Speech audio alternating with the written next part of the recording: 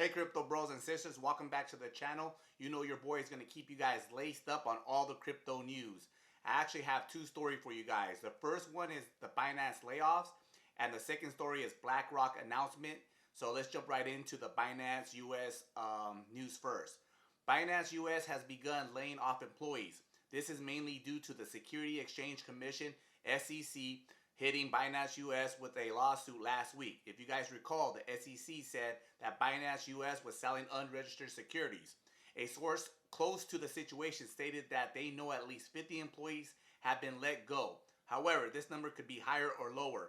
Binance US spokesperson has not responded to the media about the actual numbers of layoffs. In a June 9th tweet, Binance US's banking partners were preparing to stop dollar withdrawals as early as June 13th. After the SEC increasingly aggressive tactic, guys.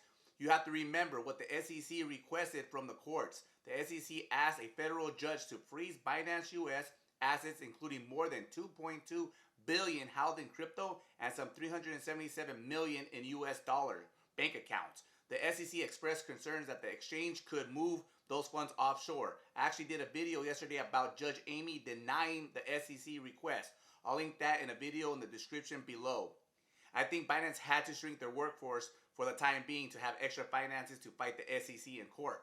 It's just unfortunate that people lost their jobs because of it. Alright guys, let's jump right into the Blackrock news now. Blackrock is the biggest asset manager firm. It actually filed for a Bitcoin exchange traded fund, also known as an ETF. This would give cryptocurrency exposure to their clients. Blackrock iShares Bitcoin Trust would use Coinbase custody as a custodian. So all that means, guys, is that Coinbase is their source where their Bitcoin wallets are going to be held, or all the Bitcoins. A Spot Bitcoin ETF would track Bitcoin's underlying market price. Proponents say an ETF would give investors exposure to Bitcoin without directly buying it. I would definitely just buy the Bitcoin myself, guys. I don't need them for exposure, but I'm sure they have an older base of clients who aren't willing to custody their own Bitcoin. To each their own, I guess. Here's a quote from a blockchain group on Blackrock and filing a Spot Bitcoin ETF. The fact that Blackrock, a well-respected and established asset management company, has filed for a Bitcoin ETF could be seen as a positive development in the quest for regulatory approval, said Joshua Shu, Group Chief Risk Officer at Blockchain Technology Group. It also shows resilience of the public's interest in crypto. I would find it very odd that Blackrock gets approval after many other asset firms got denied, guys.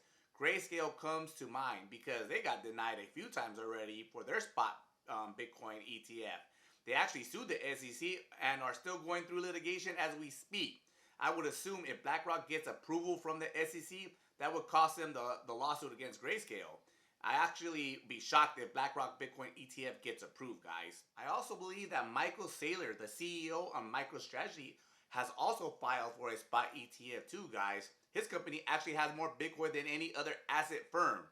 Anyway, guys, do you guys think the SEC will approve Blackrock's request for a Spot Bitcoin ETF?